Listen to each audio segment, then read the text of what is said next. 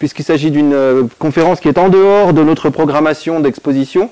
Et donc elle est en lien avec deux événements qui ont lieu et qui donc sont la journée mondiale contre l'homophobie, la transphobie et la biphobie, et également donc la marche des fiertés qui a eu lieu donc samedi dernier. Et donc j'en profite pour donner la parole ici à l'association Alerte qui a organisé donc cette marche des fiertés, la deuxième donc de Rodez. Merci beaucoup, merci. Merci beaucoup au Musée Soulage de nous accueillir parce que du coup cette conférence c'est vous qui l'avez organisée et c'est vrai que la thématique touche tout droit à notre histoire aussi en cette journée du 17 mai. Ça nous a quand même permis aussi d'avoir un rendez-vous supplémentaire. Dans le cadre de cette semaine, il y a eu l'exposition qui est toujours visible dans le hall de la mairie, qui n'est plus visible depuis le 17. Voilà. Donc il y a eu l'exposition, il y a eu la marche et puis cette conférence. En tout cas, on est ravis de ce partenariat. Merci. Avec plaisir. Et on t'écoute avec attention. Merci. La musculation qui est désormais le sport favori des jeunes Français, ce qui en soi n'est pas vraiment problématique. Simplement, en fait, c'est un constat qui est fait aujourd'hui, en 2023, et de voir que donc 43% des 16-25 ans pratiquent régulièrement ce sport, aussi bien les filles que les garçons. Et enfin aussi, les 18-34 ans sont devenus les principaux consommateurs de la chirurgie esthétique.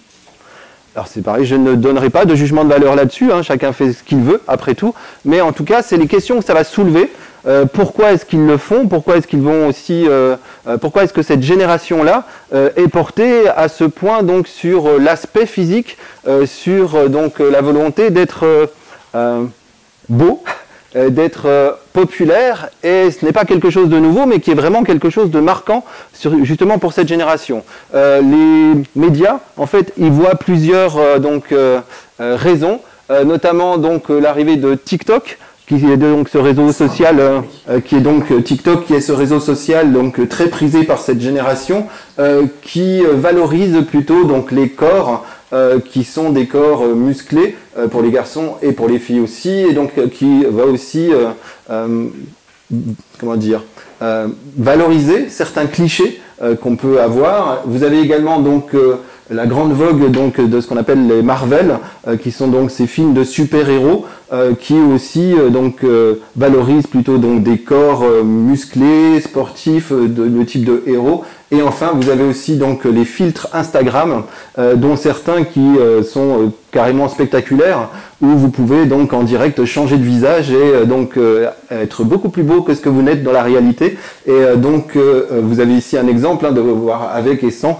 On voit très bien encore une fois que ça va aussi amener donc cette jeune génération à finalement se mettre en exemple par rapport à ça,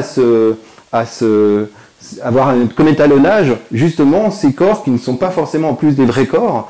Alors autant dire que tout ça aussi est évidemment la chose que vous pouvez avoir aussi dans les publicités, que vous pouvez avoir en fait dans plein de choses. Et vous avez notamment aussi un artiste que vous avez ici qui s'appelle Kelvin Murray, qui est issu lui du monde de la publicité justement. Il était au départ publicitaire, il va avoir aussi quelque chose qui est en lien avec donc l'art, il va être donc entre ces deux mondes-là, et on voit que finalement sa démarche de publicitaire va aussi l'amener à s'interroger sur les résultats. Ce que ça va donner justement cette valorisation à l'extrême donc de la sensualité, de la sexualité et donc du muscle et du corps qui est revendiqué comme étant quelque chose comme une sorte d'arme pour aussi réussir dans la société. Et vous avez ici donc Kelvin Murray, dont on voit bien qu'il va proposer ici un questionnement sur justement comment est-ce que les gens lambda vont devoir aussi vivre en ayant aussi donc cet exemple permanent, ce poids, ce diktat qui est donc donné de muscles, on le voit ici, et aussi donc ce diktat de la féminité et de la sexualité. On voit aussi la manière dont sont traitées donc ces photographies. Tiens, je vous fais participer comme je fais d'habitude. Qu'est-ce que vous pourriez en dire? Qu'est-ce que ça vous évoque ces photos? Oui, l'inaccessibilité, effectivement. Le désir, en tout cas, aussi, parce que vous avez vu que tous regardent ça avec l'envie, parce qu'on voit que ces photos, en fait, elles s'accompagnent de quelque chose. C'est-à-dire que vous avez certes donc l'idée de, elle regarde ses fesses, elle voudrait bien voir les fesses qu'il y a dans les magazines. Vous avez également aussi donc les muscles dont on voit bien qu'il voudrait avoir donc ces muscles-là. Sauf qu'on voit qu'en fait il ne s'agit pas simplement de désirer ça, mais c'est aussi de les avoir. Parce qu'on voit qu'à chaque fois ils vont faire un effort particulier pour ça. Puisque donc ça s'accompagne ici, vous avez vu donc de ce ballon qui est fait aussi pour le sport. Ici aussi vous avez le vélo, les haltères. Vous avez aussi cette idée d'avoir donc de faire des efforts particuliers pour arriver à ces corps qui sont donc proposés. Et après vous avez aussi cette photographie qui est ici, qui est un peu plus complexe, dans le sens où ici en gros elle peut faire ce qu'elle veut. C'est pas par le sport qu'elle arrivera en fait au résultat de sa poitrine. Et donc on voit bien qu'en plus, ça va justement amener aussi cette idée de chirurgie esthétique. Et on voit aussi dans cette manière, vous avez vu de la manière dont elle croise ses pieds, quelque chose de finalement presque enfantin, et de montrer comment est-ce qu'on peut avoir aussi cette naïveté-là, comment est-ce qu'on peut aussi être amené depuis tout petit, parce que c'est aussi pour ça que les couleurs en fait sont ici avec le rose qui est mis, avec le petit cœur, donc on est dans quelque chose de vraiment presque puéril, je suis d'accord. Et donc on va ici aussi, vous avez vu avec le slip kangourou, il y a vraiment le côté aussi décalage entre donc l'image qui est projetée à l'intérieur et presque une vie qui est une vie en totalement décalage avec ce qui est voulu.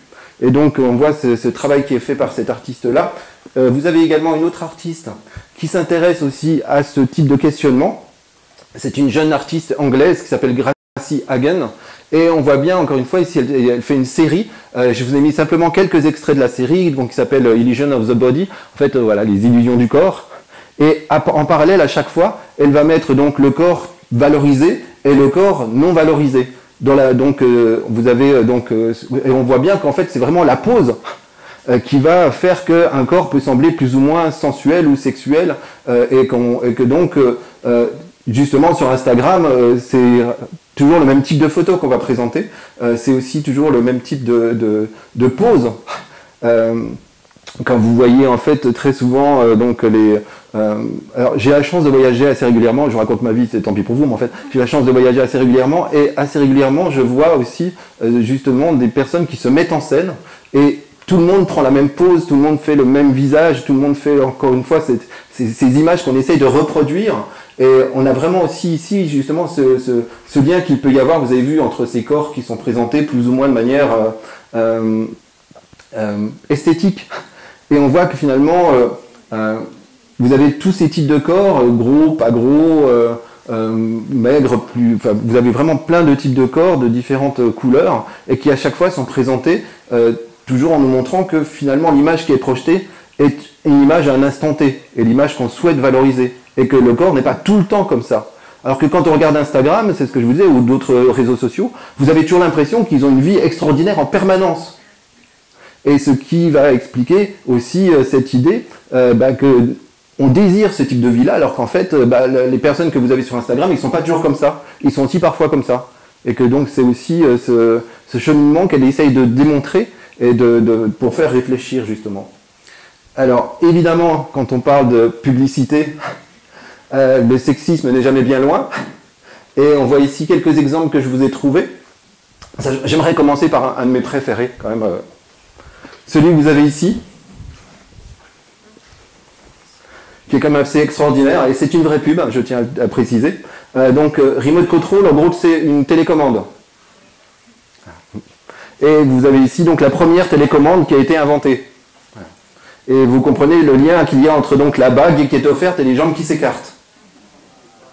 C'est quand même assez magnifique. Je tiens quand même à de se dire qu'il y a quand même des gens qui un jour étaient dans un bureau et qui ont dit « j'ai une idée géniale, on va vendre une bague en mettant ce slogan-là ». Enfin vraiment on se dit « mais pourquoi ?» et de se dire que aussi c'était aussi une autre époque, ce qu'on appelle le porno chic, vous en avez un certain nombre donc au-dessus ici, qui a été en vogue au début des années 2000 et 2010.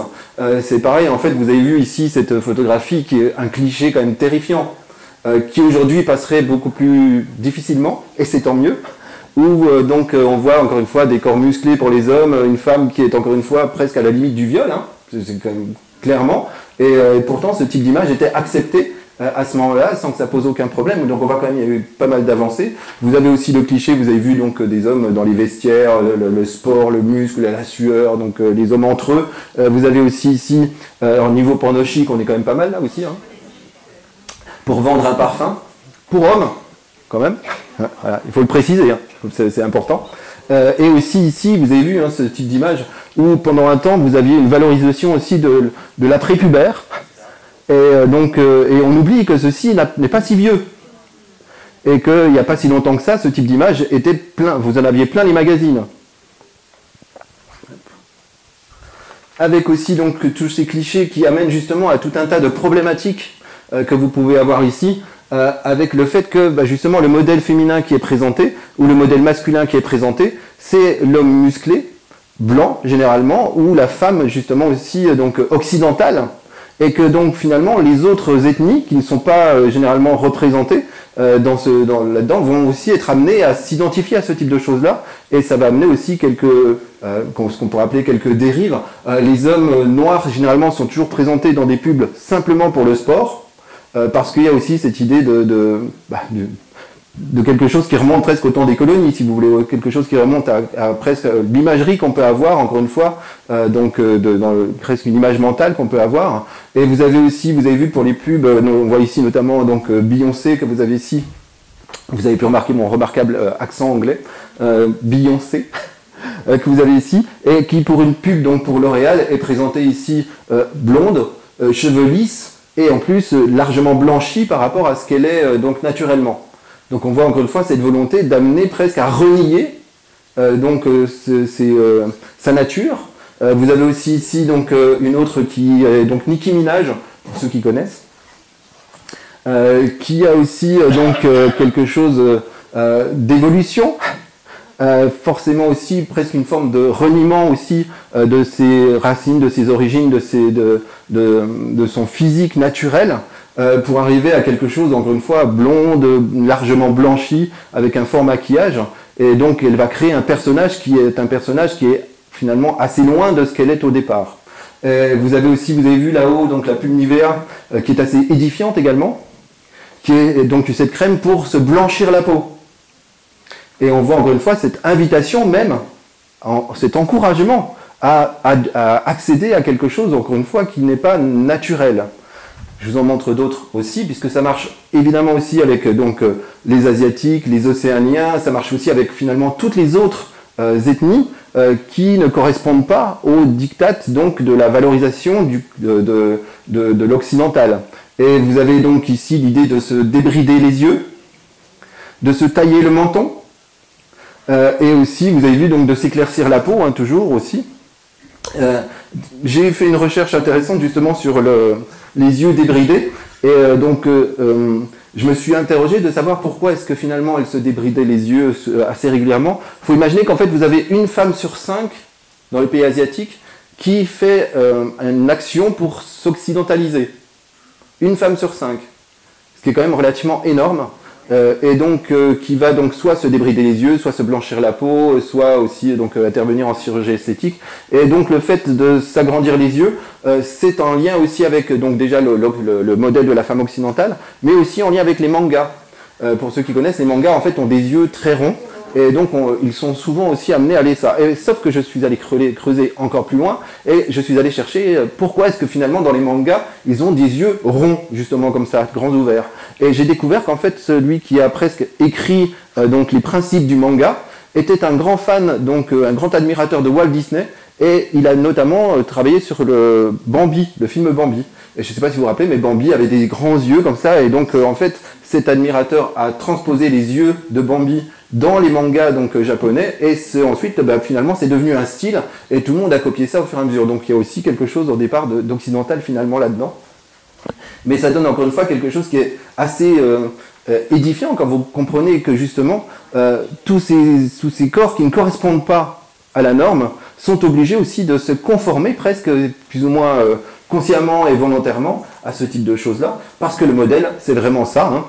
C'est aussi donc ici deux pubs qui sont assez édifiantes, avec donc on voit bien le modèle donc de la femme qui est presque offerte, qui est dans la sensualité, qui est présente. Cette pub, je ne vais pas vous rappeler, hein, donc pour le parfum Opium, Et le modèle de l'homme, lui, tout en muscles, tout en sport, tout en conquérant, exactement, en vainqueur. On voit bien que le modèle ici, vous avez vu, on a ici des sculptures, on voit bien que c'est quelque chose aussi qui est assez récurrent, donc de ce modèle de l'homme toujours présenté, parce que tout ça, évidemment, vient, hop, de ça, de la représentation qui va naître déjà, qui va écrire les codes donc du modèle du corps, avec donc la statuaire grecque antique.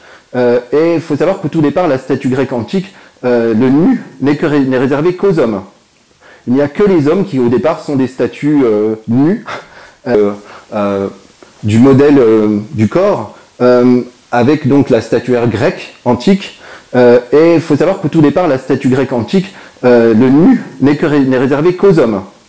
Il n'y a que les hommes qui, au départ, sont des statues nues, et donc qui sont les représentations donc, des dieux ou des héros. Et donc il y a cette volonté de les présenter avec leurs attributs virils, sauf un petit attribut viril qui lui n'est jamais vraiment très important, parce que justement c'est aussi considéré comme étant proche de l'animalité. Et c'est pour ça que généralement c'est plutôt réduit, pour justement écarter ça du monde animal.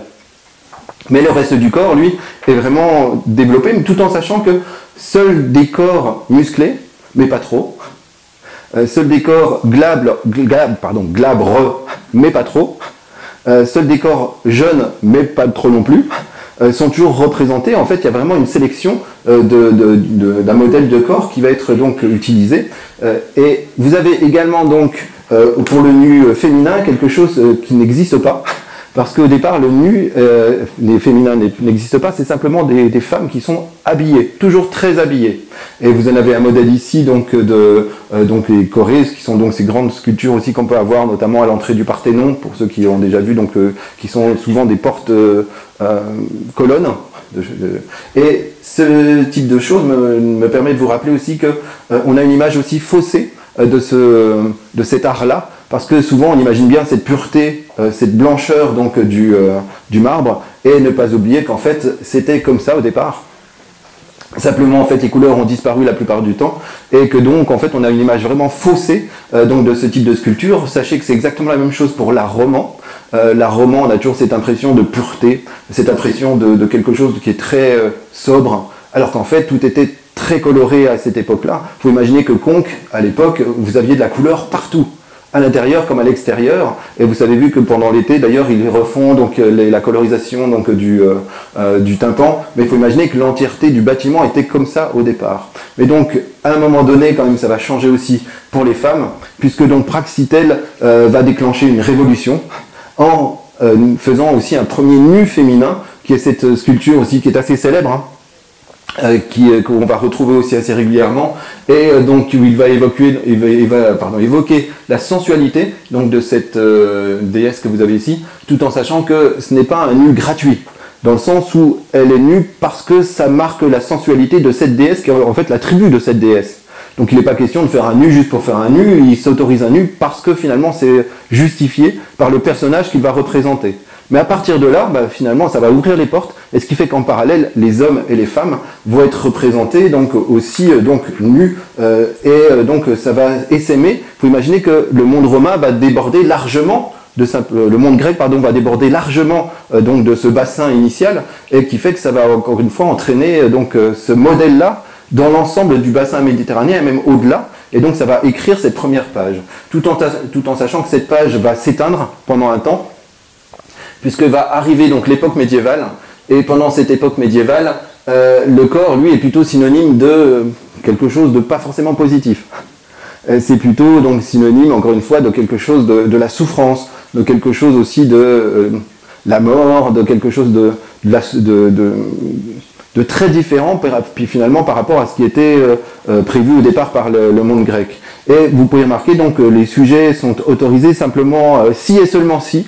C'est pour donc des sujets religieux, et c'est seulement un certain nombre de sujets, notamment vous avez vu les épisodes relatifs à Adam et Ève, donc tout en sachant que vous avez aussi avant et après, c'est-à-dire que vous avez la nudité heureuse dans le jardin d'Éden, et ensuite la nudité honteuse, une fois qu'il y a eu le fruit donc défendu qui a été mangé, et donc à quel cas, c'est pour ça ici vous avez vu, ils mangent la pomme, et donc ils commencent à se cacher les parties intimes. Donc on a encore une fois non pas une valorisation de la nudité, mais plutôt en fait une honte de la nudité. Vous avez aussi donc la crucifixion du Christ, et vous avez aussi le jugement dernier avec tous ces personnages donc, qui sont donc montrés aussi dans une joie intense à ce moment-là, avec donc tous les martyrs possibles qu'on peut avoir aussi. C'est assez édifiant de remarquer aussi justement que dans cet art-là, on a quand même nombre de scènes qui sont assez crues de martyrs, de souffrances. Ils étaient quand même très inventifs à ce moment-là pour montrer justement cette souffrance de la chair et du corps. Et vous avez quand même deux personnages qui vont sortir du lot et qui vont être évoqués de manière différente, qui sont donc Saint Sébastien et Marie-Madeleine. Je vous ai mis quelques exemples ici, et on peut comprendre pourquoi aussi est-ce que Saint Sébastien va devenir aussi ce qu'on appelle une icône gay, parce que vous avez aussi une représentation très sensuelle donc de ce corps masculin, vous avez vu, qui est présenté ici contre ce poteau, avec donc ces flèches qui vont le pénétrer de toutes parts. Et vous avez également donc Marie-Madeleine pénitente qui est présentée aussi. Ce sont finalement ces deux corps qui seront autorisés en nu sans avoir réellement une notion de souffrance. Parce que vous avez vu qu'ici, il n'est pas présenté comme étant en souffrance, il est plutôt présenté comme étant presque en extase. Et donc c'est quand même assez différent. Et ça évolue ensuite, puisque arrive aussi donc l'art de la Renaissance, qui va débloquer tout un tas de choses. Et on va à nouveau revenir à quelque chose du corps qui n'est pas forcément dans la souffrance, mais on reste toujours dans une forme de règle. C'est-à-dire que le corps ne peut être représenté à nouveau que si vous représentez quelque chose de religieux ou de la mythologie. Et on voit que ça va reprendre aussi les règles donc, de la statuaire grecque antique, corps jeune, sain et lisse, et ça va amener en fait à quelques aberrations. Parce que si on regarde par exemple ici, vous avez vu le placement de la poitrine de cette dame que vous avez ici, on voit que morphologiquement, c'est pas hyper évident. Voilà, et aussi, vous avez aussi avec cette Vénus de Botticelli ici, la naissance de Vénus, dont on voit bien encore une fois que le corps n'est pas non plus dans quelque chose de naturel. Parce que justement, il y a l'idée de la perfection du corps. Et que donc on ne va pas chercher à faire quelque chose de la réalité, mais plutôt à sublimer le corps. On est vraiment dans cet état d'esprit-là. Et donc les artistes vont devoir trouver des stratagèmes.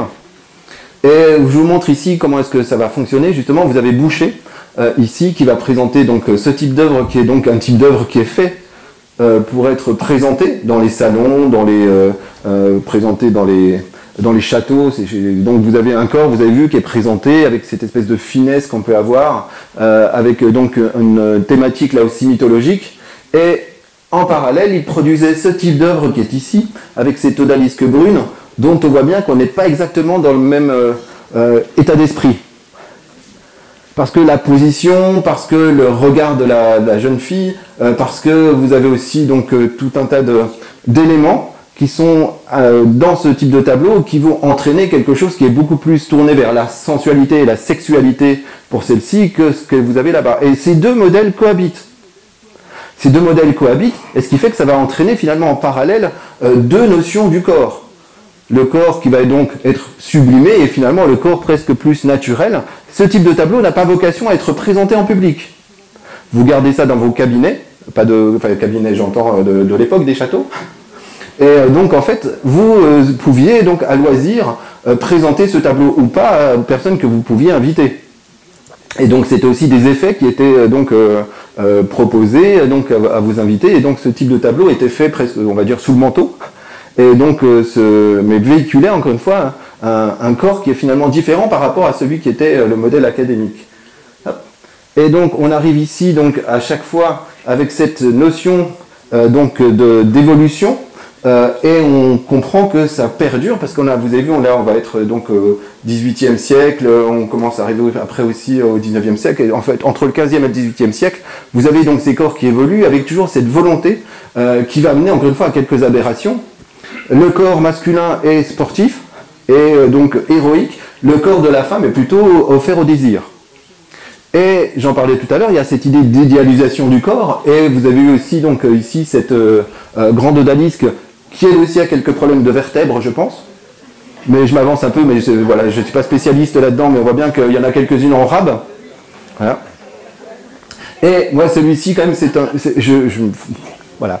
Je ne sais même pas s'il est nécessaire que je le présente. C'est-à-dire que le corps de l'homme est censé donc être musclé, et donc vous avez le Christ ici, et ben il est déjà musclé, justement, parce que il va être dans cette représentation même du corps, tel qu'il est voulu à ce moment-là.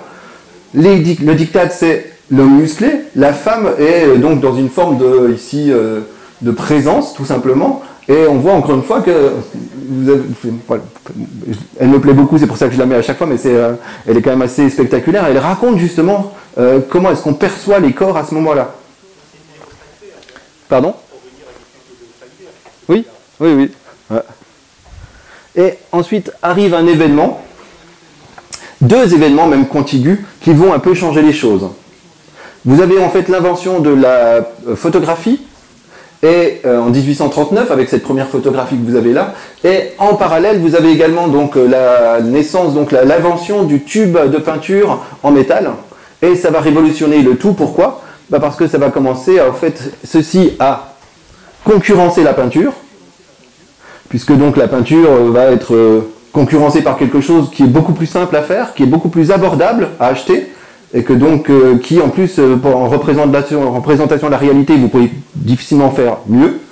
Et donc les peintres vont aller vers autre chose, et les peintres vont pouvoir sortir des ateliers, puisque donc vous allez avoir cette peinture transportable, et ce qui fait que les artistes vont pouvoir sortir des ateliers, et ça va transformer le tout, et ça va donner donc aussi, ça va pousser les artistes à aller vers, donc ouvrir d'autres styles. On va sortir de l'académisme. Et c'est vraiment une grande nouveauté avec cet académisme, et on voit bien encore une fois ici cette rupture qui est opérée donc notamment par Gustave Courbet avec donc le sommeil que vous avez sur les côtés, et également donc ce déjeuner sur l'herbe donc d'Édouard Manet. Et quelle est la révolution là-dedans ? Ben, la révolution, c'est que d'un seul coup, ce n'est plus de la mythologie, ce n'est plus aussi donc une volonté de présenter des corps qui sont idéalisés. D'un seul coup, finalement, ce qu'on a vu de Boucher précédemment, vous savez, les peintures de cabinet, devient finalement quelque chose qui rentre dans le grand monde, en gros. Et donc, ces peintures-là vont faire un scandale à ce moment-là, mais ça va ouvrir les portes de tous les autres. Et donc, après, la peinture va considérablement se modifier suite à ça, et ça va donner d'autres corps. Celle-ci est quand même aussi assez spectaculaire, parce que, évidemment, vous avez donc cette présence de la femme qui est là, et qui est au milieu d'hommes qui sont habillés. Et donc aussi vous avez vu que le seul regard qui vous regarde justement, c'est celui de la femme nue ici, avec un travail assez intéressant aussi avec la nature morte que vous avez ici, avec ce panier qui est ouvert vers vous, donc qui est aussi une invitation. On peut imaginer que voilà, ça a déjà été consommé, si vous faites le lien entre les deux. Donc il y a plein de choses qui vont créer des liens dans la symbolique, mais dans ces cas, on voit que dans ce type de tableau, finalement, la logique reste la même. C'est-à-dire que l'homme est présenté, encore une fois, de manière plutôt altière, de présenter toujours avec donc, ce type de cliché qu'on peut avoir. Et la femme, vous avez vu, est toujours présentée de manière presque offerte, sensualisée, sexualisée. Donc on voit que ces clichés vont rester. Et ces clichés aussi donc, vont se transformer, la peinture change, et finalement la présentation des corps va changer aussi. Ça va changer parce que finalement, on va découvrir aussi ce qu'on appelle l'art primitif. Donc les colonies vont nous amener à découvrir tout un tas d'arts qu'on ignorait totalement, l'art africain, l'art océanien, et qui va moduler, changer la manière de percevoir les corps. Et on le voit ici avec donc Gauguin qui va aussi découvrir donc cet art océanien de Tahiti aussi. Et on voit que la représentation des corps va changer. La représentation de la peinture va changer. On voit aussi, donc avec le Matisse au centre aussi, on voit bien que les corps ne sont plus du tout travaillés de la même manière. Donc ça va considérablement changer. Celui-ci, donc les Demoiselles d'Avignon, dont on voit bien encore une fois l'influence de l'art africain là-dessus. Puisque les visages de ces femmes que vous avez ici sont en fait des masques africains qu'elles ont donc sur leur visage. Et qu'on comprend finalement que si on sait ça. Parce que sinon on se demande pourquoi est-ce qu'elles ont des têtes comme ça. En fait, Picasso était vraiment fasciné par le masque africain, et donc il a représenté donc ces visages avec ces masques africains. On voit que finalement la représentation du corps change, mais le modèle, lui, ne change pas. C'est-à-dire que le modèle de la femme sensuelle, de la femme aussi donc objet de désir, lui il reste. ça change dans la forme, mais finalement rien ne change dans le fond. Et donc, hop, ça va aussi évoluer grâce à une trouvaille qui va donc arriver, parce que donc il y a la découverte, je vous l'ai dit, de l'art océanien, de l'art africain. Il y a aussi, il faut parler du japonisme, les frontières du Japon qui vont s'ouvrir et qui vont aussi ouvrir d'autres perspectives, mais également aussi la découverte de l'art pariétal, qui lui aussi va avoir un impact assez particulier sur la manière de présenter donc les choses, parce que vous avez ici donc la Vénus de Lespugue qui a été découverte en 1922, et je vous ai mis en fait tout un tas d'artistes qui se sont inspirés donc de cette Vénus de Lespugue, et on voit donc tout un tas de noms très différents, vous avez vu, et cette manière nouvelle aussi de présenter le corps de la femme issu de cette histoire-là, de cette découverte de l'art pariétal. Donc c'est presque une sorte de boucle qui se fait. Et on va arriver maintenant donc dans ce qu'on va appeler l'art plus moderne, voire le début de l'art contemporain. Et des artistes qui vont cette fois-ci sortir du champ classique de l'art pour proposer autre chose. Ils vont proposer justement une interrogation sur le modèle. Ils vont proposer justement une interrogation sur le modèle, sur le genre, sur aussi les dictats qu'il y avait jusqu'alors. Et ici vous avez un artiste donc qui est Marcel Duchamp, qui va se créer un double féminin qui s'appelle Rose, c'est la vie, avec tout un tas de jeux de mots rien que dans ce nom-là. Vous avez vu que Rose, ça s'écrit avec deux R, et donc vous avez R, Rose, donc Eros, c'est la vie. Vous avez donc déjà aussi le nom qui va, évidemment, c'est la vie, avec aussi tout ce qu'on peut tirer de ça. Et donc pourquoi est-ce qu'il se crée un double donc féminin? Il ne s'agit pas réellement ni de fantasmes, ni de choses comme ça. C'est-à-dire que lui, il veut piéger le monde de l'art. Et en gros, vous savez qu'il a inventé ce qu'on appelle le ready-made, donc qui est cette idée de présenter des objets qui sont déjà qui existent déjà, mais de les présenter sous une autre forme et d'en faire donc des œuvres d'art. Et donc il a défendu ce modèle-là, et pour appuyer son modèle, en fait, il veut essayer de piéger les critiques d'art, qui déterminent finalement ce qu'est ou pas une œuvre d'art. Ce qui entre un peu en contradiction justement à ce que lui défend. Et donc il va signer en parallèle des œuvres sous son nom et des œuvres sous le nom de Rose, c'est la vie. Il va donner une existence à Rose, c'est la vie, pour présenter en parallèle deux types d'œuvres qui sont semblables, et de montrer comment est-ce que les critiques d'art, c'est ce qu'il souhaite, hein, il veut montrer comment est-ce que les critiques d'art vont décréter que ces œuvres à lui sont des œuvres d'art, et que les œuvres de Rose, c'est la vie n'en sont pas. Parce qu'il espère bien qu'effectivement, les critiques d'art vont dire, bah non, ça n'en est pas réellement, et que comme Marcel Duchamp il a déjà un nom, bah finalement, ce qu'il produit, bah ça va devenir, encore une fois, donc, des œuvres d'art. Alors, ça va pas forcément réellement marcher, mais en tout cas c'est le modèle qu'il va proposer, et il va donc faire vivre ce personnage-là pendant pratiquement 40 ans, et qui va intervenir régulièrement, et à un moment donné, il va quand même avouer que finalement, Rose, c'est la vie, c'était lui, et donc ça va révéler en fait le poteau rose. Vous présentez ici donc un autre artiste, qui est donc Einar, bon, je ne parle pas danois, je suis désolé, Wegener, je ne sais pas comment ça se prononce, et donc qui est un peintre qui est danois, et donc il va à l'école donc des Beaux-Arts donc à Copenhague, et il rencontre une femme qui s'appelle Gerda Gottlieb, et vous avez ici un des tableaux de Gerda Wegener, parce qu'ils vont se marier, évidemment, c'est pour ça qu'elle va donc changer de nom. Elle fait ici un portrait donc, de Lili Elbe, donc pour vous dire qu'elle va faire une peinture de portrait, tandis que lui fait plutôt des paysages. Et le truc qu'il faut saisir, c'est qu'en fait, le portrait de Lili Elbe, en fait, c'est Einar Wegener. Tout le monde suit? Parfait. Parce que donc Einar Wegener, à un moment donné, va, pour donner un coup de main à sa femme, il va servir de modèle à sa femme. Et pour servir de modèle, en fait, elle peint plutôt des femmes. Et donc il va se travestir en femme, au départ, et il se trouve qu'il va aimer ça. Et qu'il va aimer ça à ce point qu'en fait, il va aussi devenir, avoir une existence en tant que tel. D'où le fait qu'après, il va faire vivre ce personnage-là en prenant un nom, Lili Elbe, et il va commencer à sortir aussi dans la rue en Lili Elbe, qu'il va présenter comme étant sa sœur. Tout le monde s'accroche? Parfait, très bien. Et donc, ça va tellement loin qu'à un moment donné, en fait, il se rend compte qu'il a toujours voulu être une femme. Et que donc, ça va être la première personne qui va se faire opérer et qui va devenir donc une femme trans. Et sa femme, donc Gerda, va le soutenir dans cette démarche-là. Et donc, il va se faire opérer. Le truc, c'est que il va continuer donc à vivre. Et simplement, à ce moment-là, le mariage entre deux femmes n'est pas autorisé. Et ce qui fait que le roi du Danemark va dissoudre leur mariage. Tout le monde suit? Parfait. Et donc, finalement, ils vont partir chacun de leur côté, à un moment donné. Et elle va se remarier. Lui va fréquenter quelqu'un qu'il avait connu d'avant aussi. Et il a en fait un désir d'enfant. Et il va donc se faire opérer à nouveau pour essayer de se faire implanter un utérus. Le seul problème, c'est qu'il va y avoir une infection et qu'elle va mourir.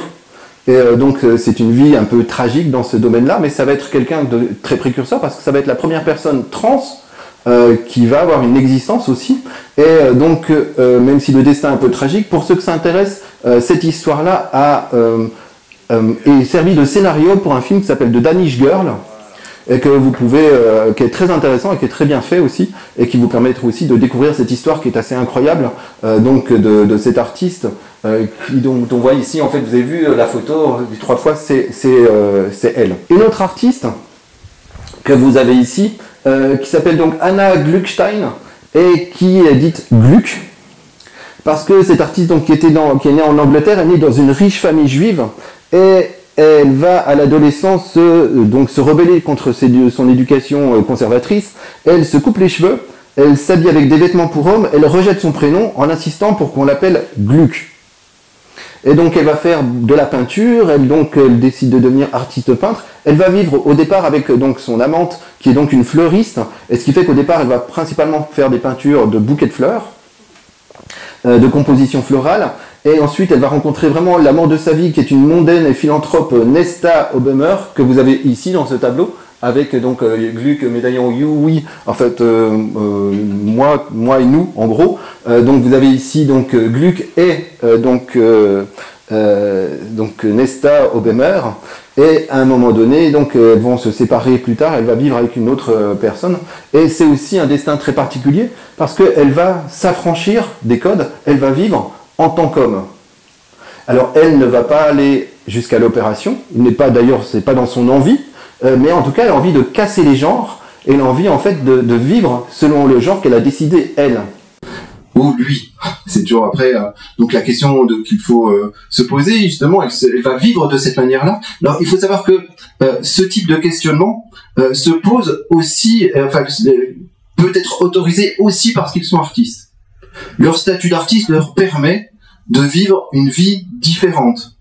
Ce qui n'est pas le cas, en fait, quand vous vivez, en gros, dans le monde classique, commun. Eux ont pu avoir des vies un peu plus exceptionnelles, des vies plus en lien avec ce qu'ils avaient envie de vivre, parce que leur ces formes-là. Vous avez également, donc, cet artiste, qui est un peu plus connu, peut-être vous connaissez déjà ce type de tableau-là, Tamara de Lempicka, qui est une artiste vraiment très connue donc de l'entre-deux-guerres. C'est plutôt le lien avec les années folles. Donc c'est une personnalité mondaine de cette période-là. Et ces tableaux sont principalement des portraits et des nus féminins. Et elle a vraiment inventé un style. C'est-à-dire que le style Tamara de Lempicka se repère vraiment au premier coup d'œil. C'est-à-dire que quand vous voyez un tableau de Tamara de Lempicka, vous savez que c'est elle. Donc elle s'est réellement inventé un style. Elle a inventé ce style avec cette image qui est très art déco aussi, hein, on se replace vraiment dans ces années-là. Hein. Donc elle a inventé un style dans le style plus global donc de ces années-là. Et donc elle est mariée à un riche baron hongrois et elle va assumer des amours lesbiennes. Et elle va donc finalement divorcer. De la vision aussi du catholicisme. Et celle-ci, en fait, c'est quelque chose qui est assez précurseur aussi dans l'étude du genre. Et tiens, pour ceux qui ne la connaissent pas déjà, parce que les autres, je pense qu'ils connaissent déjà la réponse, comment ça fonctionne ici? Qui sont ces personnages? Plusieurs solutions. Plusieurs solutions. Vous avez donc lui vieux, lui jeune, elle plus vieille, elle plus jeune. Solution 1, qu'on peut objecter en disant déjà c'est quand même bizarre qu'ils aient gardé les mêmes habits. Sur tant d'années de différence. Pourquoi pas? On peut imaginer aussi qu'on a peut-être le père, le fils, la mère, la fille. C'est jouable. Mais là aussi, c'est quand même bizarre qu'ils aient les mêmes habits. Et c'est pas ça. Ça peut être le même personnage qui fait tous les personnages. C'est possible? Non. Je vais vous aider un petit peu. Donc on voit que déjà ça s'appelle l'hommage à Freud, constat critique d'une mythologie travestie. Et en fait, vous avez donc ici Robert Journiac travesti en Robert Journiac, donc travesti en lui-même. Vous avez ici donc Michel Journiac travesti en Robert Journiac. Ok. Vous avez ici donc, comment elle s'appelle, je ne sais pas, ça m'a écrit en fait, donc la mère de Michel Journiac travesti en elle-même. Et ici, vous avez Michel Journiac travesti en sa mère. Vous comprenez qu'en fait, vous avez trois personnages là-dedans. Le père, le maire et le fils. Et pourquoi est-ce qu'il fait ça? Déjà, il faut lire les mots, déjà. Robert Journiac travesti en Robert Journiac. Travesti. C'est-à-dire que, finalement, il n'est même pas lui-même. C'est-à-dire qu'il va aussi dénoncer aussi les convenances bourgeoises. Avec l'idée de se présenter, vous avez vu la manière dont il est présenté, avec son foulard, avec sa tenue, avec donc aussi cette prestance qui est présentée ici. Et on voit que finalement, elle aussi, elle est donc travestie en elle-même, c'est-à-dire qu'aussi la coupe de cheveux, la manière de se présenter. Il faut noter aussi quelque chose d'important. C'est la manière dont c'est présenté, l'ensemble. C'est présenté comme des photos d'identité. Vous avez 4 comme ça, images, les unes avec le même format, et donc c'est présenté comme des photos d'identité. Donc il y a l'idée aussi de l'identité même. Et il dit ici qu'en fait il est le modèle à la fois donc génétique de son père et de sa mère, mais également le fruit du statut social qui lui a été livré également, de mode de pensée qui lui a été livré également. D'où le fait qu'en fait il va se travestir en ses parents. Tout le monde suit ? Parfait. Et donc il y a vraiment cette idée, encore une fois, de cette démarche qui montre finalement comment est-ce qu'on peut aussi répéter finalement les codes aussi qu'on va nous enseigner, comment est-ce que quand on est dans une classe sociale, on peut aussi poursuivre finalement un modèle, et c'est vraiment ce qu'il va montrer assez régulièrement. Il le fait également avec ce type d'œuvre que vous avez ici. Donc Michel Journiac, 24 heures dans la vie d'une femme ordinaire, réalité, 1974. Et qu'est-ce qu'on voit? On le voit ici, donc justement travesti dans le modèle donc, de la femme. Vous avez vu, on a donc le ménage, le repas du mari, vous avez vraiment des choses qui sont presque... On a l'impression de voir des photos d'un journal, comment on appelle ça? Vous savez, des romans photos, des publicités également de cette époque-là. Et donc vous avez le modèle de la femme au foyer, et qu'il va donc ici reproduire pour mieux le dénoncer également. Et en parallèle, il présente ceci, ici. Donc 24 heures de la vie d'une femme ordinaire, mais cette fois-ci c'est fantasme. Et les fantasmes qu'il va énoncer, vous avez vu, vont quand même aussi donc d'aller danser, d'aller boire du champagne, le lesbianisme, vous avez aussi donc la moto, l'enlèvement, des choses aussi qui sont à la fois mythologiques. Vous avez donc les enlèvements de femmes par les dieux sont assez réguliers, vous avez les viols également, vous avez toutes ces choses-là. Et donc vous avez vu qu'il met en parallèle finalement la vie donc classique des femmes, est-ce qu'elles pourraient imaginer aussi avoir envie ou pas, mais qui sont aussi des images qui sont reproduites assez régulièrement dans les films, dans les journaux, dans les magazines, dans les romans. Et donc c'est ce qu'il va présenter pour mieux les dénoncer. Et évidemment le fait que ce soit un homme aussi qui présente ça, il y a aussi cette idée de casser les codes et aussi donc d'avoir un soutien commun finalement entre les différentes causes. Une autre artiste que j'aime beaucoup, qui est donc Cindy Sherman, qui propose ici donc une série donc de photos qui s'appelle donc Untitled Film Stills. C'est une série qu'elle débute en 1977 et on voit bien que ça va jouer sur l'imagerie du cinéma. Parce qu'on voit bien qu'on a différents types d'images qui semblent être extraites de films de cinéma. On a des films plutôt années 90, genre Scream, pour ceux qui connaissent, hein, on voit aussi des modèles plutôt de Cassavetes, de Woody Allen, des modèles de films de différentes époques. Sauf qu'en fait, il ne s'agit pas d'images qui sont extraites de films. Il s'agit en fait, toutes ces photos sont des autoportraits. C'est elle qui se met en scène à chaque fois dans toutes les photographies. Et donc, elle va faire ça pour montrer comment est-ce que la femme, justement, a été aussi modelée par l'image qui a été produite par le cinéma, par les magazines, ici par le cinéma.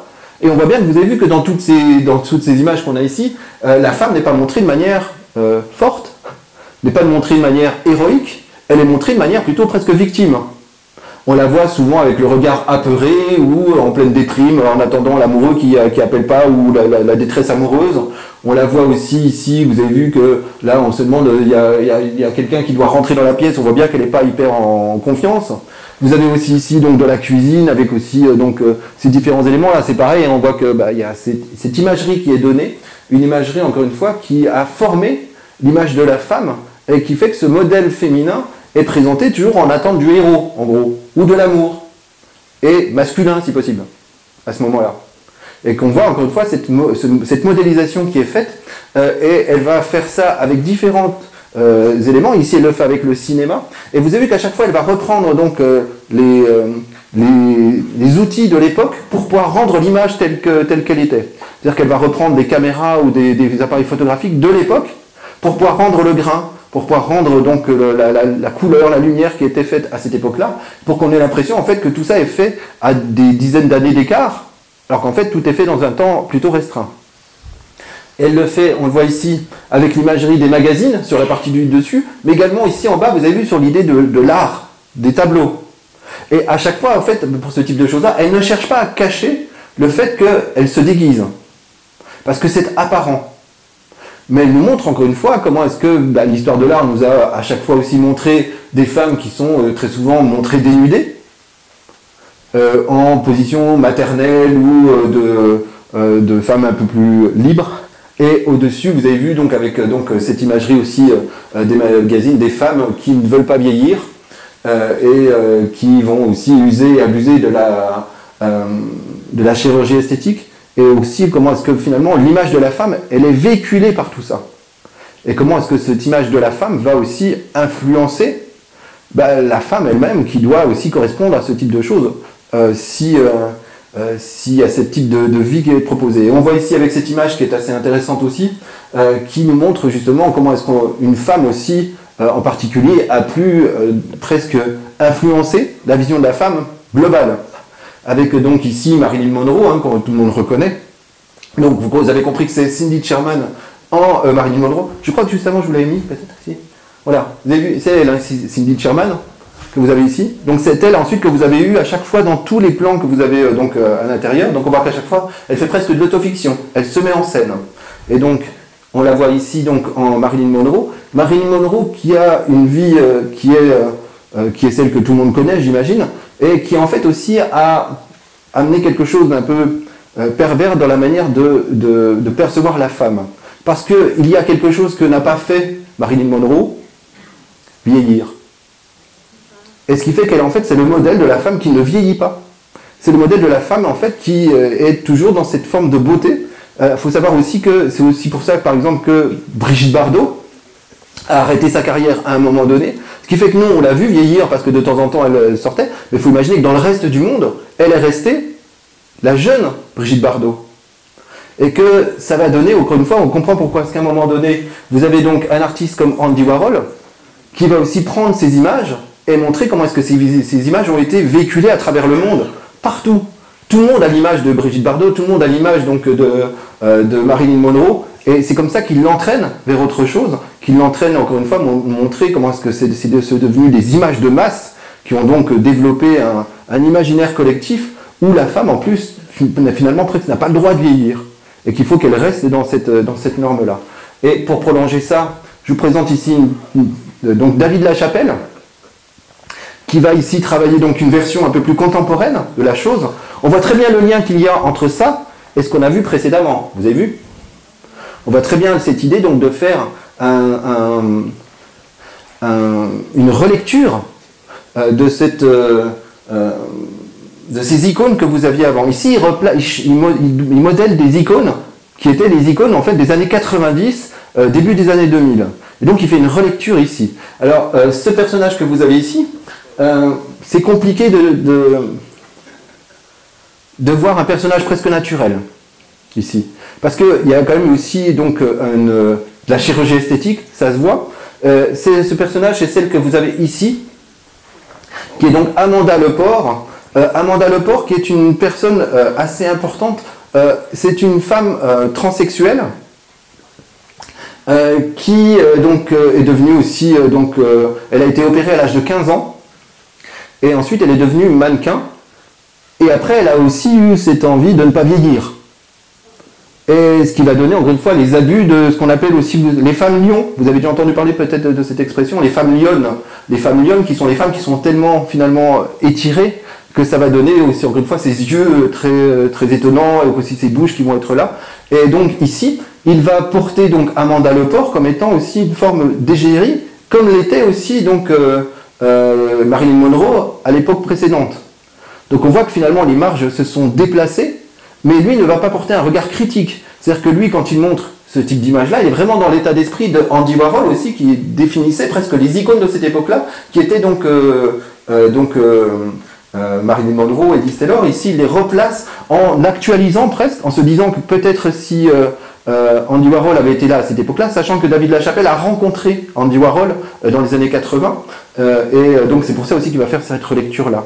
Mais c'est vrai que quand on regarde ce type d'image, on ne peut être que frappé par cette image donc véhiculée, et de montrer comment est-ce que finalement, si on enlève le fait que cette personne est une transsexuelle, rien que sur l'image de la femme en tant que telle, ça donne une image, encore une fois aussi, qui porte à réflexion. Justement sur le fait de ne pas vouloir vieillir, sur la chirurgie esthétique, et donc ce type d'image est là aussi pour interpeller, et je pense que c'est assez réussi dans ce sens-là. Une autre série que vous avez ici, avec donc un duo d'artistes, là aussi vous allez voir c'est assez étonnant, donc c'est deux artistes hollandais. Vous avez un monsieur qui est donc Harry Verluis. Après les Danois, les Hollandais, je suis désolé, je ne parle pas hollandais non plus. Et vous avez également donc une femme qui est Ellie, vous lisez vous-même, et qui est donc, lui est photographe, elle est profileuse, c'est comme ça qu'on dit je crois, analyste comportementale. Et ils vont donc faire des séries de photos que vous avez ici. À chaque fois, ils vont faire des séries de 12 personnages qu'ils vont donc choisir et sélectionner pour leur style. Et ensuite, ils vont presque cataloguer ces différents styles, et ça va donner ce type de choses. Des gens différents à chaque fois, mais qui finalement appartiennent au même groupe, et qui, sous couvert de se démarquer, finalement se marquent d'une autre manière. Et donc ils vont montrer comment est-ce que finalement, même ceux qui ont envie d'être en dehors, se retrouvent à l'intérieur de quelque chose d'autre, et qui fait que vous avez ceux qui sont plutôt dans la norme, et qui se ressemblent un peu tous, et vous avez ceux qui veulent être en dehors de la norme, mais finalement qui se ressemblent aussi un peu tous. Et donc c'est ce qu'ils vont essayer de démontrer, et vous avez vu qu'en fait ils vont faire vraiment de manière assez régulière, regardez ici. Et je trouve ça assez spectaculaire, comme démonstration, de montrer que finalement chacun a envie d'être singulier, tout en étant finalement pluriel à chaque fois. Et donc comment est-ce que chacun a envie d'être unique, et à chaque fois on semble quitter un moule pour appartenir à un autre moule. Et de voir à quel point ça va loin, vous avez vu ici, regardez, tout le monde, on a l'impression que c'est presque le même personnage à chaque fois.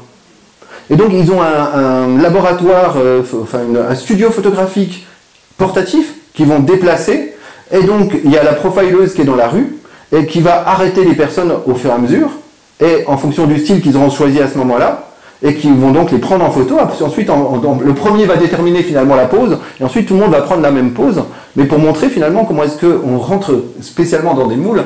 Et vous avez ici, vous avez vu donc les gothiques, après on voit à chaque fois aussi, ce qui est assez drôle aussi, c'est là, hein. Et celui qui est au-dessus, pourtant il n'y a pas vraiment beaucoup de différence d'âge, mais on voit bien qu'à chaque fois aussi par tranche d'âge, on a des manières de se conformer différents. On va rentrer dans quelque chose d'un peu plus dur. Formellement, avec des artistes qui vont s'intéresser aussi à la transidentité, qui vont s'intéresser aussi à la sexualité, avec un artiste ici qui s'appelle Pierre Molinier, qui avait plusieurs, comment dire, choix de prédilection, on va dire, dans cette manière de présenter les choses, parce qu'ils vont travailler, il va travailler ici à chaque fois aussi des portraits qui sont des portraits de lui-même, travestis aussi. Donc là, vous avez donc Pierre Molinier qui est ici présenté, avec aussi, donc, on voit bien son fantasme sur les jambes, son envie aussi donc de l'androgynie, c'est ça? Oui, androgynie, et donc le fétichisme des jambes, je le disais. Et en fait, lui, il disait qu'il avait 3 passions: la peinture, les filles et le pistolet. C'est des choix comme des autres. Et à 50 ans, vraiment, il a rompu définitivement avec les valeurs morales et esthétiques dominantes, et il va passer à autre chose, et avec donc en étant en marge donc presque du monde artistique. Et on le voit ici aussi, hein, vous avez vu, il va faire des photomontages à chaque fois qui présentent des personnages qui sont là aussi presque des chimères, parce que c'est des personnages qui n'existent plus en tant que tels, mais qui deviennent aussi une imagerie à la fois monstrueuse et esthétique. Et avec aussi, vous avez vu, hein, ce qu'il faut montrer ici, je pense que tout le monde l'a vu, avec donc aussi ce talon aiguille qui est aussi en prolongement d'un phallus, donc aussi le questionnement sur l'identité qu'on peut imaginer ici. Ici, un autre artiste que peut-être vous connaissez aussi, qui a travaillé aussi dans ce domaine-là, que vous avez donc Robert Mapplethorpe, qui lui aussi a travaillé sur l'idée donc des codes et de présenter les choses autrement. Alors lui aussi est allé de manière un peu crue, avec donc ici, il est originaire d'une famille catholique, de la classe moyenne, et il va vraiment aussi explorer sa sexualité, et il va rentrer dans la scène gay, dans le monde gay, et aussi donc il va essayer d'avoir une esthétique classique, mais qui va être mis au service d'une sorte d'érotisme violent. Et donc on le voit dans cette manière de présenter tous ces autoportraits que vous avez ici, c'est lui à chaque fois, hein. Vous avez quatre autoportraits ici de Robert Mapplethorpe, dont on voit cette manière de se présenter, et comment est-ce que vous allez vous présenter va déterminer aussi l'imagerie que vous pouvez véhiculer, parce qu'on le voit de manière virile, c'est toujours ce mot qu'on utilise comme ça en haut, donc avec sa cigarette, en quelque chose de beaucoup plus féminin en bas. Donc des maquillages plus ou moins, avec ce petit diable que vous avez ici. Je vous ai mis cet autoportrait au fouet pour vous montrer. Alors, je vous ai épargné quand même tout un tas d'images aussi assez violentes réellement, assez sexuelles, fortes, dans le fétichisme, dans le sadomasochisme. Et je vous ai mis quand même aussi donc, ce type d'image qu'il véhiculait, qui était à la fois cru, je vous le disais, mais aussi ces images que vous allez avoir ici qui mélangent cette espèce de cru avec quelque chose de plus classique. Parce qu'on voit dans cette manière de présenter, ici vous avez donc Lisa Lyon, qui est une des pionnières du bodybuilding, dont on voit bien que là aussi ça lui permet de véhiculer un corps différent. Parce qu'il va utiliser un corps féminin, mais présenté avec des attributs masculins presque dans la manière de les présenter, avec le fait de mettre les muscles en avant, et de cacher le visage, qui fait que finalement on ne sait plus si c'est homme, femme, entre les deux, donc ça va aussi jouer là-dessus. Et vous avez vu ce couple que vous avez en haut d'hommes présenté comme une sorte de tableau plutôt classique, sauf que évidemment vous avez vu qu'ils sont dans des tenues de cuir, il est en train de le tenir avec une chaîne, donc vous avez ce décalage total entre donc la représentation classique et qui est en contradiction finalement avec l'image plus hard qui est véhiculée. Je voulais vous présenter cette photo que je trouve absolument magistrale de Robert Mapplethorpe, ici, qui date de 88. Peu de temps après, il va mourir du sida. Et cette image, donc il est assez jeune à ce moment-là, est absolument saisissante et d'une esthétique assez incroyable. Vous avez vu que le fixe n'est pas fait sur son visage, le fixe est fait sur la tête de mort qui lui sert donc de pommeau de canne. Et la manière dont il vous regarde et dont la mort aussi vous regarde, c'est une image qui est vraiment absolument incroyable parce qu'il tient la mort. C'est presque comme s'il lui serrait le kiki, enfin le cou.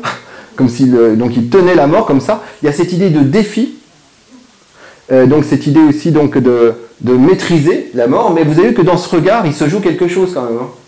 Il se joue aussi quelque chose de l'inéluctable, aussi d'une forme de force, mais aussi de ce que vous avez envie d'y voir après tout. Hein. Donc c'est une image qui est vraiment assez spectaculaire.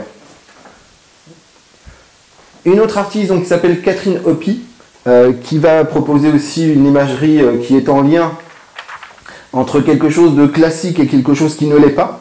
Elle va donc être elle, dans l'émergence du mouvement gay et lesbien aux États-Unis dans les années 70. Elle est fille d'un homme d'affaires conservateur. C'est assez étonnant de voir finalement que c'est assez régulier, ça. Que très souvent les familles conservatrices, catholiques ou je ne sais quoi vont produire des artistes qui sont plutôt en rébellion contre ça.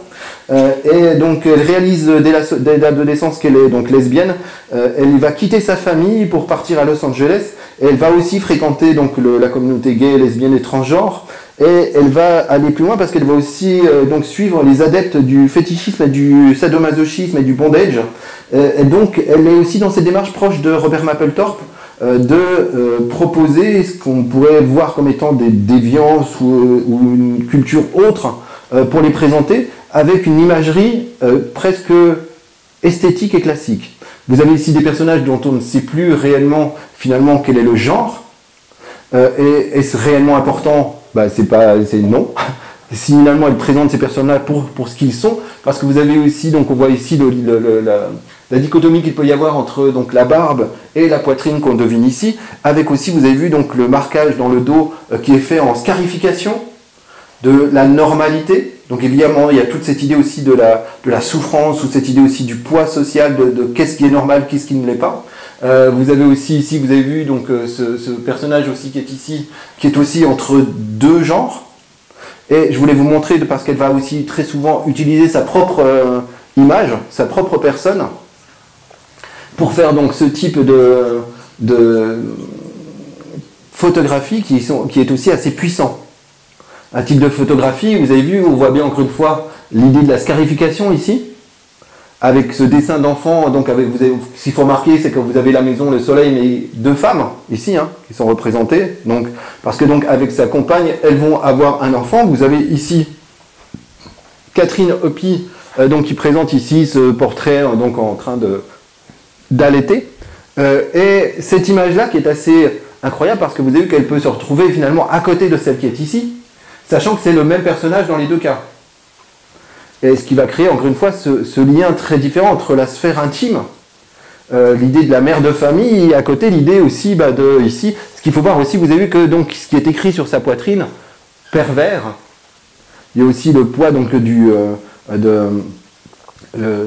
la condamnation sociale aussi qu'il peut y avoir. Et je tenais à vous préciser que justement, quand je vous disais qu'il y avait une relecture classique, hop, je montre ici ce tableau qui est apparu sur le côté, qui est donc de Hans Holbein, que Catherine Hopi admire.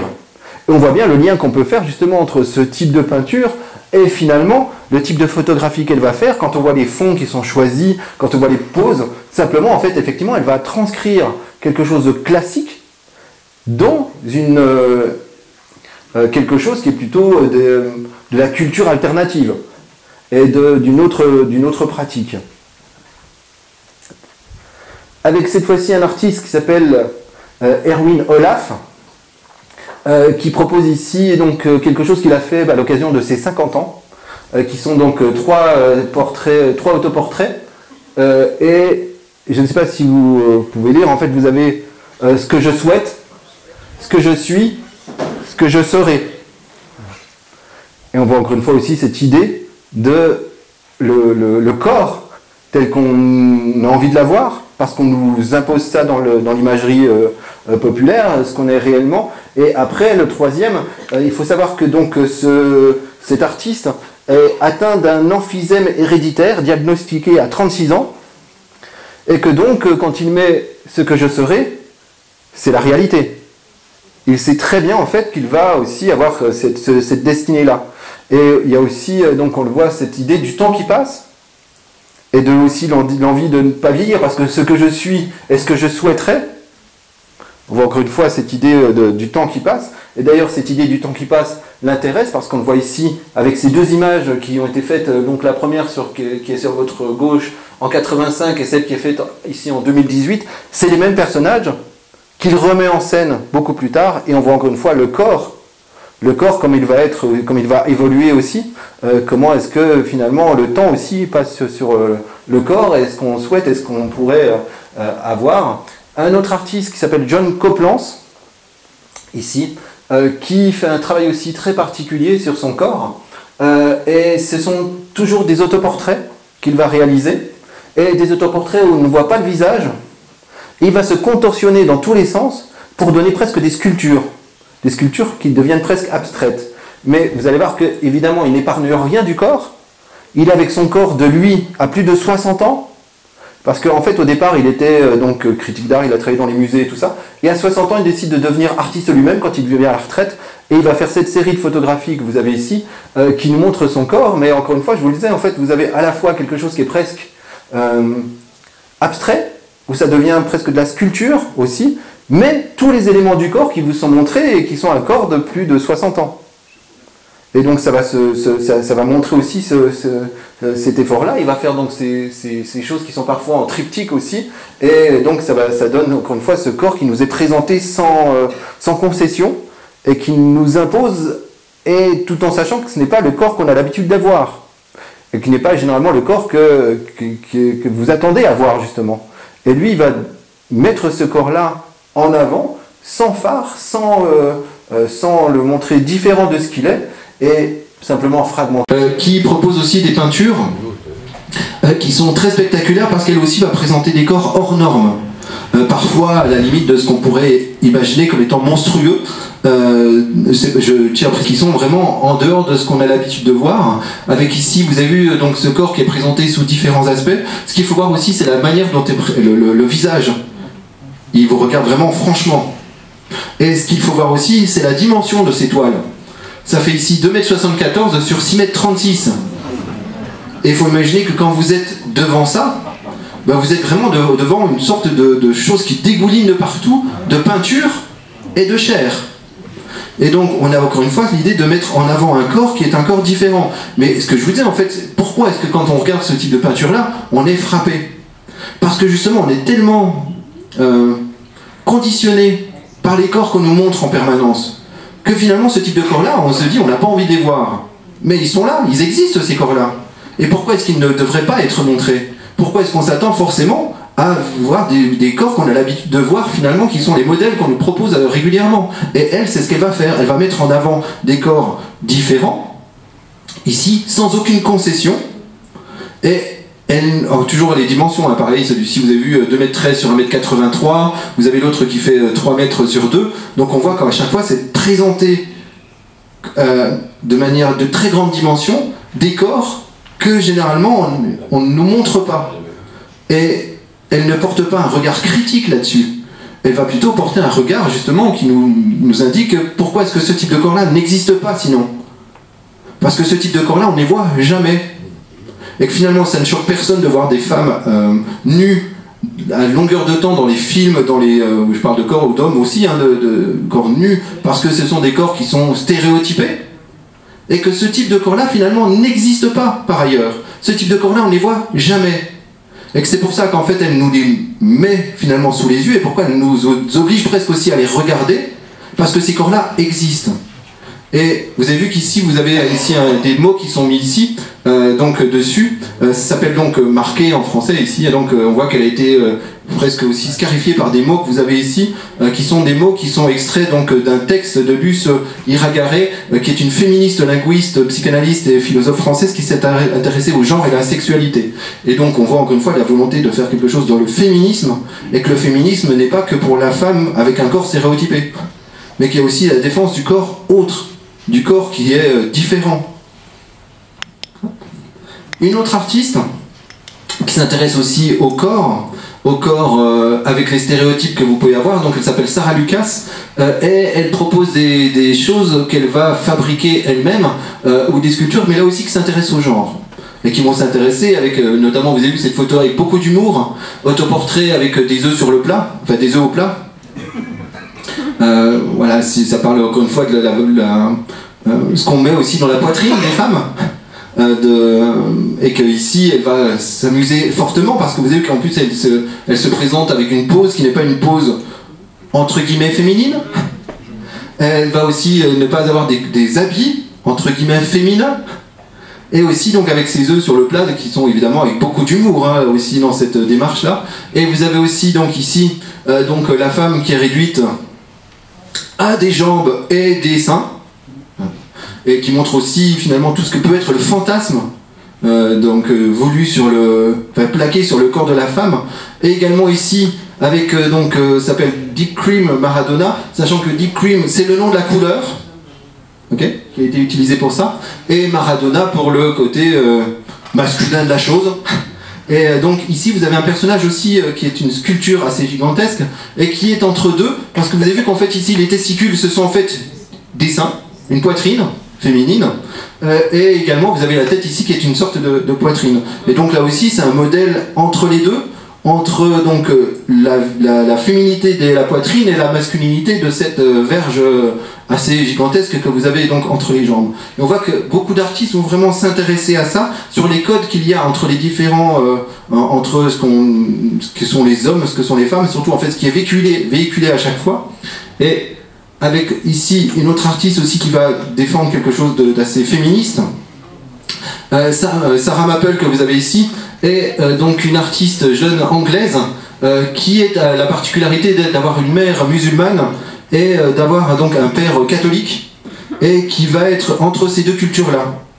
Et elle va défendre à la fois donc la féminité, mais défendre aussi, défendre ou critiquer ses racines aussi musulmanes. Et vous avez plein de choses qui sont assez rigolotes là-dedans, avec cette lollipop, vous avez vu, dont on voit bien qu'il y a un détail qui est un peu irrespectueux dans ce qu'on a l'habitude de voir, avec donc les poils sous les bras, qui est finalement à des années-lumière de l'imagerie de la Lolita, de la lollipop qu'on peut avoir. Vous avez aussi celui-ci qui est assez intéressant, hein, qui est j'aimerais bien avoir un pénis en gros, parce que comme ça, comment dire ça, vous avez vraiment besoin de la traduction ou ça va aller? Merci. Et comme ça, je pourrais te voler ton emploi. Manière de dire encore une fois que quand on est homme, on a plus facilement accès aux postes à responsabilité aussi, donc dans le monde du travail. Vous avez celle-ci aussi, hein, avec les règles avec fierté. Vous avez aussi ici l'inverse du féministe est un trou du cul. Et vous avez ici aussi lit sur mes lèvres. Donc on voit bien encore une fois le lien qu'il peut y avoir entre la femme musulmane voilée et l'idée de défendre quelque chose. Donc on voit qu'elle fait quelque chose qui est très souvent un peu irrévérencieux, et elle a fait également donc ce type de photo que vous avez ici, toute une série qui s'appelle donc la série des princesses de Disney, et à chaque fois elle s'amuse à réécrire l'histoire, parce qu'elle dit qu'en gros les petites fées elles ont été élevées avec cette imagerie de la princesse qui attend que le prince charmant veuille bien venir la réveiller et ensuite l'épouser et lui donner plein d'enfants, qui est donc ce qui est véhiculé par le monde de Walt Disney. Et ici, elle nous montre encore une fois ces princesses diplômées. Rien que ça, en fait, déjà, c'est déjà quelque chose, parce que les princesses, généralement, on ne les imagine pas forcément très poussées vers les études. Vous avez aussi ici, vous avez vu donc la princesse qui est en train de faire une opération à cœur ouvert. Vous avez ici donc Ariel qui est chef d'entreprise en gros, qui dirige une réunion. Vous avez aussi, alors celle-là me fait beaucoup rire aussi, avec la princesse aussi qui vient elle est l'entraîneur du club de foot. Et donc on voit encore une fois, elle va s'interroger sur le corps, sur la femme, et ce qui est véhiculé de la femme, qui a été aussi des années et des dizaines d'années d'enfermement culturel dans une image qui a été imposée, qui est donc les images qu'on a pu avoir donc notamment dans les princesses de Disney, et aussi les années que je vous ai montrées précédemment, de la femme qui est présentée toujours comme étant une sorte d'objet sexuel ou d'objet de désir, et qui est présentée toujours de cette manière-là. Avec donc ici Orlan, artiste, activiste française, portait aussi sur l'idée de la féminité, qui elle aussi, enfin du féminisme, qui présente ici en 77 quelque chose qui s'appelle le baiser de l'artiste, et qui est cette idée de comment est-ce qu'une femme peut être finalement conquérante dans le monde de l'art. Et donc très souvent, vous savez que dans l'art, les femmes sont plutôt représentées dans les tableaux que devant le tableau à le réaliser. Donc elles sont la plupart du temps l'objet donc de l'art, et souvent montrées nues. Donc c'est tout ce qu'on a vu jusqu'alors. Et ici, elle va proposer quelque chose où elle va proposer donc le baiser de l'artiste. Et donc elle va se mettre en scène. Elle propose finalement à celui qui vient dans l'exposition ou dans l'œuvre d'art, en fait, c'est le fait de payer pour pouvoir avoir le baiser de l'artiste. Et ça va aller assez loin parce qu'elle va réellement le réaliser. C'est-à-dire que dans ce cadre-là, vous pouviez donc mettre la pièce, c'est aussi assez drôle de voir comment est-ce que ça se passe. Vous avez mis la pièce là qui va tomber ici, évidemment, avec cette idée que vous pouvez tirer avec. Et après, vous avez vu 5 francs le baiser d'artiste, un vrai baiser d'artiste pour 5 francs, un vrai de vrai, n'hésitez pas. Donc un vrai baiser d'artiste à un prix populaire, 5 francs, 5 francs, 5 francs, 5 francs. Après, en plus, il y a vraiment cette idée de vendre, quoi. Il faut se vendre. Et aussi l'idée de se vendre pour une femme. Évidemment, il y a aussi tout ce que ça véhicule avec. Et donc, Orlan, vous la connaissez aussi sûrement pour ça. Pour tout ce qu'elle a fait aussi en chirurgie esthétique. J'ai eu la chance de la rencontrer assez régulièrement, elle est absolument incroyable cette femme, et donc elle a modifié son corps, elle a mis des implants un petit peu partout, elle a transformé son corps comme étant une sorte de sculpture aussi. Elle devient une femme qui devient une femme hybride, et elle va aller encore plus loin en faisant donc ici donc ces hybridations que vous avez ici, donc où, alors là c'est pas la suite à la chirurgie esthétique ici, hein. Là on est dans le Photoshop, hein. Okay, je tiens à vous rassurer quand même, c'est pas différents stades d'opération. Là, voilà, elle en est à peu près là pour l'instant. Et donc après, par contre, elle est encore plus loin en offrant aussi une hybridation, en devenant une sorte de chose différente, et qui nous montre aussi comment est-ce que finalement, à force de se transformer, de transformer son corps, puisque finalement aussi, ça va donner aussi ce qu'on a vu tout à l'heure, vous vous rappelez de Amanda Lepore, qu'on a vu tout à l'heure, toutes ces femmes qui vont aussi se transformer et qui deviennent autre chose que des femmes. Et donc on le voit ici, et on va terminer avec une artiste que j'aime beaucoup, qui est Marina Abramovic, et en termes de corps, vous allez voir aussi qu'elle se pose là, ici. Donc c'est une des icônes en fait de la performance. Elle va vraiment presque écrire la performance, et vous avez donc cette image qui est un peu interpellante quand même, parce qu'on voit donc cette femme ici qui est nue avec des photos d'elle, on voit qu'il y a des chaînes autour de son cou, on voit qu'elle a le visage vraiment marqué. Parce que donc ici, ça va donner ce qu'on va voir ici. Je vous raconte en fait comment est-ce que ça s'est passé. Donc cette performance s'appelle Rythme Zéro. Et donc ça a lieu en 1974, et ça s'appuie sur l'idée des interactions du public, enfin des interactions avec le public. Et Marina Abramovic utilise son corps comme un objet que le public peut utiliser à sa guise dans un délai de 6 heures. Ok ? Donc elle va se mettre toute seule au milieu de la salle, nue, pendant 6 heures. Et le public va pouvoir rentrer. Toutes les actions du public sont sous la responsabilité totale de l'artiste. 72 objets ont été placés sur une table, une moitié pour le plaisir et l'autre pour la douleur. Les objets du plaisir comprenaient de l'eau, une rose, du pain, du parfum, etc. Les objets douloureux comprenaient des rasoirs, des ciseaux, un pistolet avec une balle, etc. Elle se tenait immobile en attendant que le public commence. Le début de la performance est facile et confortable. Les gens offraient à Marina Abramovic de l'eau, la rose, l'embrassaient, la regardaient. Puis le public est devenu de plus en plus vicieux. Il a pu tester des choses pour voir à quel point l'artiste était sérieuse. Une fois que de nouvelles actions liées aux facteurs de risque ont été effectuées sans conséquence, le public semble avoir un sentiment d'invincibilité. Les vêtements ont été coupés. Une partie de son cou a été tranchée pour boire son sang. Le pistolet était placé dans sa main et dirigé vers son cou. Sans responsabilité, sans conséquence, les gens déchaînent leur bête intérieure, toutes les inhibitions et le sens du bien ou du mal deviennent flous, à un niveau dangereux. C'est dingue, hein? Et donc elle s'est mise au milieu de la pièce, vous avez compris, hein, et en disant, tout ce qui va arriver dans cette salle, en gros, ça reste dans cette salle. Et les gens, en fait, avaient à loisir de tester tout un tas de choses, et on comprend que finalement, est-ce que si ça avait été un homme, il y aurait eu la même chose? On peut imaginer que non. effectivement. Mais là, comme il s'agit en fait d'une femme nue, au milieu d'une pièce, et ben on se dit qu'effectivement, il y a aussi tout le poids de l'imagerie de la femme qu'on a. De la femme qui est justement offerte, qui est l'objet aussi du désir, et qui fait qu'ils vont à un moment donné s'autoriser aussi ça. Et qu'on peut imaginer que s'il n'avait pas été une femme et un homme qui avait été au milieu de la salle, on aurait eu quelque chose de sans doute différent. Et ça nous montre justement comment est-ce qu'on a été aussi formaté, et comment est-ce que cette femme va, par cette performance-là, aussi démontrer tout ça. Et on va terminer, si vous le souhaitez, hop, ici, par cette performance que j'adore, et que je vous propose de refaire ce soir, pour sortir de la salle. C'est une performance donc qu'elle a fait avec son mari de l'époque, qui s'appelait donc Eulet, et donc Marina Abramovic et Eulet sont mariés à ce moment-là. Et on est en 77. Et pour rentrer dans la salle d'exposition, vous devez passer là. Et vous êtes obligé de passer là. Et c'est très intéressant parce que ça va nous parler aussi de notre rapport au corps. Parce qu'il y a ceux qui n'oseront jamais y aller. Il y a ceux qui vont y aller mais en courant, en gros, comme ça, en disant, voilà. Il y a ceux qui vont y aller naturellement. Et après, c'est intéressant aussi de voir ceux qui vont se tourner côté homme ou côté femme. Ça va révéler aussi notre rapport au corps. Ça va révéler aussi notre rapport à la sexualité, notre rapport au contact corporel. Et on le voit ici avec cette... vous comprenez que vraiment Marina Abramovic a été quelqu'un de très engagé et qui a réalisé énormément de choses dans ce domaine-là et qui nous a montré comment est-ce que le corps justement a été aussi un objet presque politique aussi, un objet social et un objet qui a amené en fait aussi à une réflexion.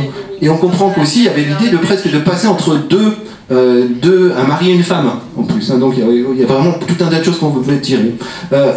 J'espère que vous avez compris avec cette présentation ici que beaucoup d'artistes se sont intéressés au corps et comment est-ce que ce corps a pu évoluer dans la manière de le représenter au fur et à mesure donc du période. Imaginez aussi que les représentations que je vous ai montrées, notamment ceux qui parlaient de l'homosexualité à ce moment-là, Mapplethorpe et Caroline Opie et tout ça, ça c'est en parallèle en fait du combat qu'il y a eu à ce moment-là, dans les années 70, 80, et que donc les artistes ont aussi accompagné des revendications à ce moment-là, et qu'aujourd'hui il y a aussi beaucoup d'artistes qui s'intéressent à la transidentité, à la transsexualité, parce que c'est aussi ces combats-là qui sont actuels, et donc on comprend que les artistes à chaque fois vont aussi être amenés à proposer une autre vision des choses et à démontrer des choses justement. Donc si vous le souhaitez, je vous propose de faire une petite pause. J'en ai terminé moi ici pour cette présentation, parce que, en tout cas merci à vous pour ceux qui ont participé donc à cette conférence, et je vous laisse 5 minutes.